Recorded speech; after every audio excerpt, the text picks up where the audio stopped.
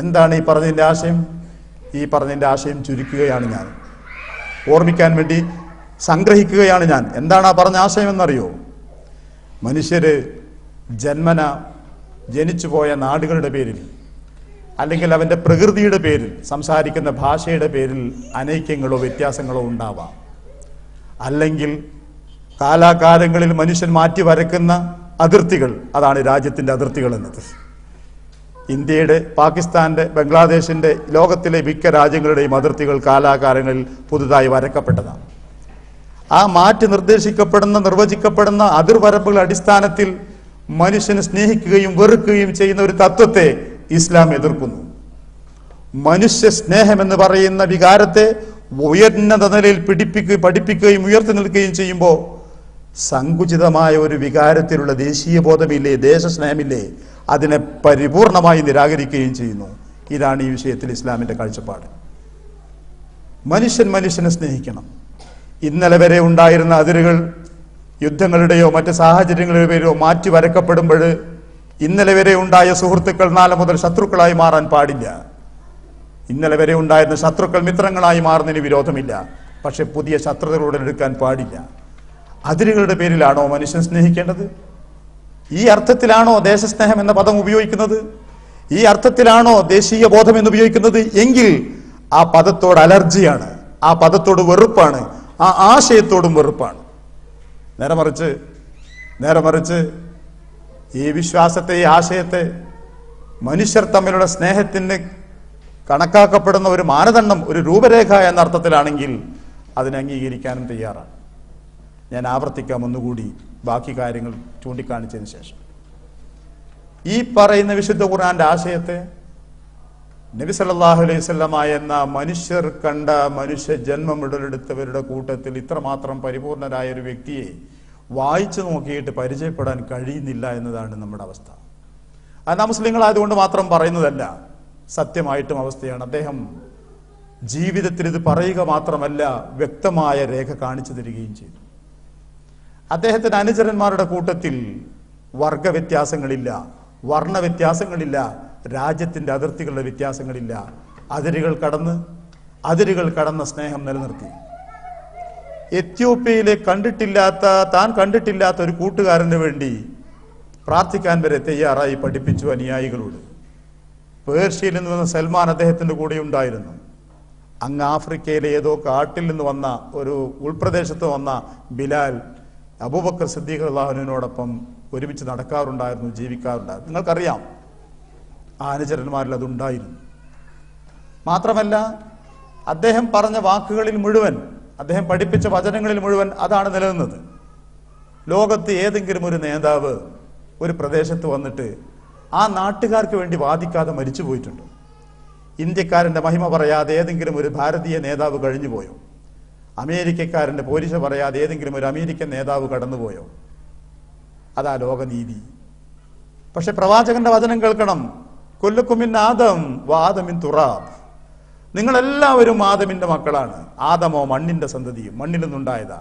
ലാ ഫദ്ല ലി അറബിയിൻ അലാ അജമിയിൻ.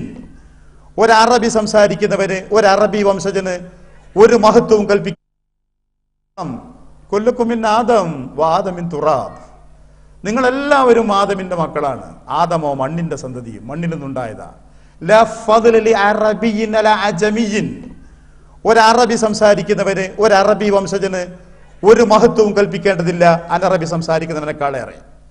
ഇല്ല ബിത്തഖ്വ, അവന്റെ ജീവിതത്തിലെ സൂക്ഷ്മത കൊണ്ടല്ലാതെ. പ്രവാസ ജീവിതത്തിൽ വിവിധ തരങ്ങളിൽപ്പെട്ട അറബികളായ സഹോദരങ്ങളുമായി ഇടപഴകേണ്ടി വന്ന നാം ഈ വചനത്തിന്റെ ആഴം തൊട്ടറിഞ്ഞവരാ. ഞങ്ങൾ അറബി നാഷണാലിറ്റിയിൽപ്പെട്ടവരാണ്, അറബി ദേശീയതയിൽപ്പെട്ടവരാണ്, ഞങ്ങൾ അതാണ് ഇതാണ്, നീ ഹിന്ദിയാണ്, നീ പാകിസ്ഥാനിയാണ്, നീ ബംഗാളിയാണെന്ന് ചിന്തിക്കുന്ന വിവരം കുറഞ്ഞ ചില ആളുകളെ നമ്മൾ കാണാറുണ്ട്. വിവരം കുറഞ്ഞവർ, എന്താണെന്ന് മനസ്സിലായിട്ടില്ലാത്തവർ. അവർക്ക് നേരെ ആ പ്രവാചകൻ താൻ ഒരു അറബി വംശത്തിൽപ്പെട്ടവനാണെന്നതൊരു മഹിമയായി എടുത്തു പറയരുത്.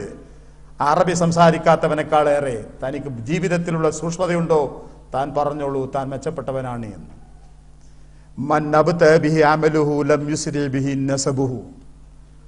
കർമ്മങ്ങൾ കൊണ്ട് സാവധാനത്തിലായവനെ തറവാട് മഹിമ കൊണ്ട് മുന്നോട്ട് വേഗത്തിലാക്കാൻ ആർക്കും കഴിയില്ല. എന്തോ ഒരു രസകരമായ വാചകമാണത്. കർമ്മം കൊണ്ട് പതുക്കെയാണ് ആമയെപ്പോലെ അവൻ പോകുന്നുള്ളൂ എന്ന് വെച്ചാൽ കർമ്മങ്ങളൊക്കെ കുറവാ, മോശമാ. പക്ഷെ ഉയർന്ന കുടുംബത്തിൽപ്പെട്ടവനാ, തറവാട്ടിൽപ്പെട്ടവനാ, ദേശത്തിൽപ്പെട്ടവനാ, അതുകൊണ്ട് ആർക്കും ഒരു മഹിമയും ഇല്ലടോ എന്ന് ചൊല്ലി പഠിപ്പിച്ചെന്നാ പ്രവാചകൻ പോയത്. പ്രവാചകൻ മാത്രമോ?